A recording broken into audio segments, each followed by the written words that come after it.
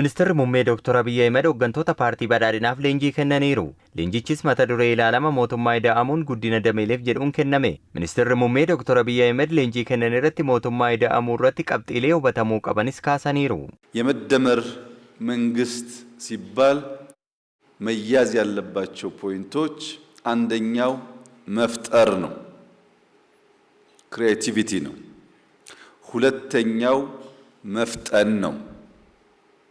ሶስተኛው ማብዛት ነው። አራተኛው ማጥራት ነው።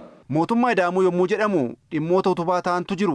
Isaan kun jalqaba kalaqa, lammaffaan ariitiidha, sadeeffaan baay'isuu, arfaffaan qulqulleessuudha. Kalaqa hedduu kan hin kalaqne qulqullina mirkaneessuu hin danda'u.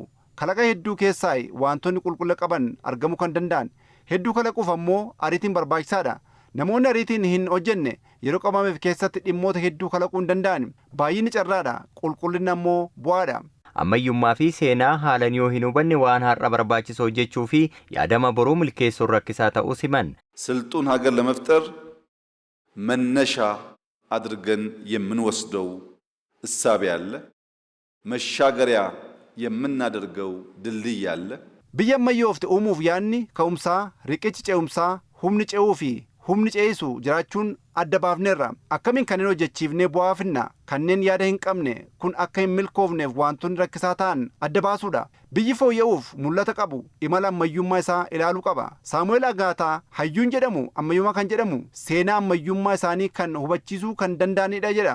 Boorraaguu fi murteewwan arraa murteessoodha. Kanneen argisiisoo ta'an maal fa'aadha yoo jenne tokkoffaan magaalummaadha. Magaalummaan mala jireenyaaf hariiroo hawaasummaa dilbii kan uumuudha. Sirna mootummaa aadaaf humna teekinooloojiin dilbiin yoo jiraatedha.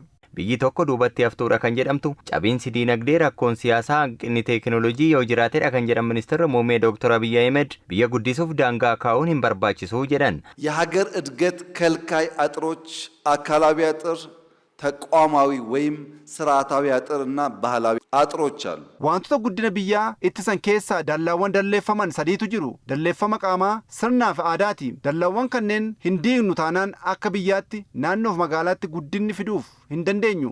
Akka fakkeenyaatti Finfinnee yoo fudhanne, Finfinneen dallaawwan kana cabsuu dandeesseetti.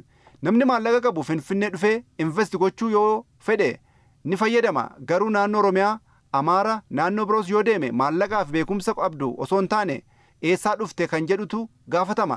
Dallaan kun akka hin guddanne isin taasisee jira. Addunyaarra namootni yaadni haaran yoo madduu hin fudhannee fi itti hin amanne ni jiru kan jedhan ministeerri muummee Dr. Abiyyi Ahmed Finfinnee akkuma maqaa ishee taasifna wayita jennee hojii eegallu kanneen akka qoosatti ilaalaa turaniiru jedhan. የሐሳብ ጅማሮን በፍጥነት ኢምብሬስ አድርገው የሚሄዱ ሰዎች ውስን ናቸው። Jalqabbii yaada namoonni ariitiin fudhatanii itti fufiinsaan muraasa. Namoonni yaadichaan qoosan kolfan ammoo ni jiru. Yaadichi injifataa yommuu deemu ammoo ni hordofu.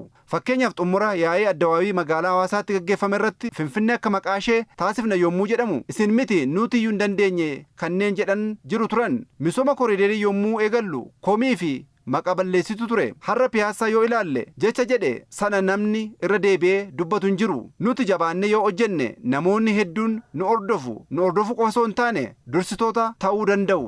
Badhaadhina Itoophiyaa bu'uura kaa'uu yoo barbaachise hooggansi walqixa hojjechuu qabas jedhan. Yaadamni hida'amuu kan darbe irraa barachuun kan fuula duraa sirreessuu ta'uu simaniiru ministeerri muummee Dr. Abiyyi Ahmed. የመደመር እሳቤ ካለፈው ተምረንና አርመን መማር ብቻ አይደለም። Yaadamni ida'amuu waan darberraa baranneef sororree barachuu qofa miti waan sirreeffamuu qabu sirreessinee har'a irratti bu'uureffannee akkasumas fayyadamnee kan booruu kan itti hojjennee akkasumas itti hubannudha. Kaleessa irraa nan baradha jedha. Har'a ittiin fayyadameen nan hojjedha bu'uuran kaa'a jedha. Boor ijoollee koof fooyyessee bareechee bu'uura qaroominaa nan kaa'aaf jedha.